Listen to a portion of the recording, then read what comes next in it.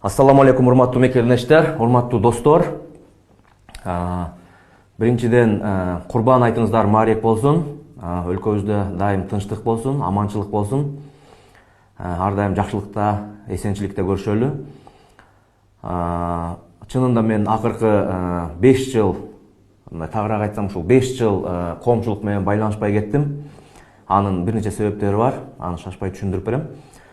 Азыр мына мен кыска бир кайрылуу жасап коеюн деп чечтим. Анын бир эки себеби бар. Анын биринчиси мына жакында эле социалдык түйүндөрдө Ахматбек Келдибеков президенттикке коет. Анан бизди ошол Ахматбек Келдибековдун президенттигин колдойт дегендей пост жарыяланыптыр. Бул жалган. Мен Ахматбек Келдибековду колдомок турсун, аны көрбөгөнүмө 3 жыл болду. Мындай сүйлөшүү болмок турсун, көрүшпөгөнүбүзгө 3 жыл болуптур. Экинчиси, көп журналисттер мага чынында чалат, көп байланышат, көп подкастка чакырып жүрүшөт. Мен алардан дагы мына ушул эфир аркылуу кечирим сурайм. Буюрса, мындан кийин биз өзүбүздүн баракчаларыбызды активдештирип, эл менен кайра байланышта бололу деп чечтик. Анан экинчи маселе боюнча, менден мына ушул 75-чилердин иши боюнча мындай көп журналисттер, карапайым катардагы адамдар дагы көп сурайт. Биз баягы саясатчы болгон үчүн бизден саясий оюбузга адамдар көп кызыгат экен.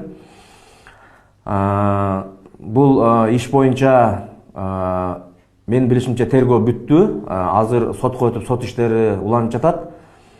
Мен мына жакында эле ушул 1 май сотундагы сот процессине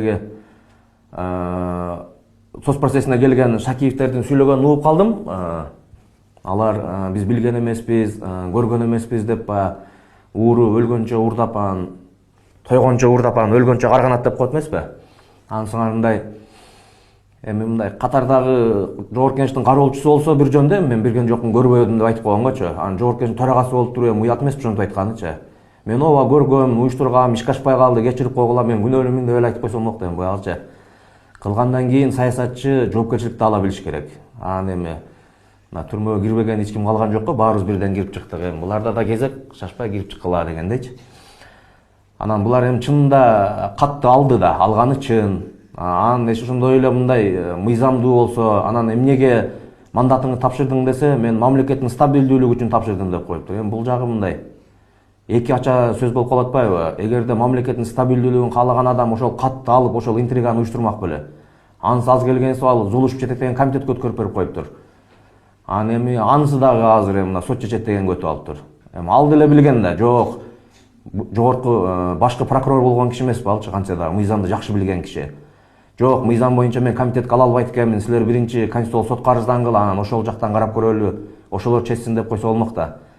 Анан эми ишке ашпай калгандан кийин жок деп. Эгер ишке ашып кеткенде Ташиевдин оң колу, сол колу экөө жыргалып азыр мындай бар жокту бөлүштүрүп аткан болмок да. Ошондуктан эми аз бул жактан мен көп мындай деталдарга киришпей эле коеюн. Мен мына ушул биз баягы социалдык түйүндөрдү көп колдонбогон үчүн биздин атыбыздан ар нерсе томпучуп, биздин атыбыздан ар кайсы командаларга кошо бергендер көбөйүп кетиптир. Биз мындан кийин сиздер менен тынымсыз түз байланышта бололу деп чечтик. Биздин чынында биздин айта турган сөздөрүбүз көп. Бул саясатчы үчүн 5 жыл деген тыныгуу өтө чоң. Мен көп нерселерге эретөрө берчү эмесмин, бирок мындай биз айта турган сөздөр көп экен. Аны ар кайсы саясий топтор эмес, мен өзүм эле айтайын. Кааласаңыздар мындай жакын күндөрдө бир подкаст уюштуруп, бир кенен дагы байланышалы. Буюрса азыр биз мына социалдык баракчаларыбызды дагы активдештирели деп чечим кабыл алып атабыз. Урматтуу достор, ар дайым жакшылыкта көрүшөлү, аманчылыкта көрүшөлү, аман болуңуздар.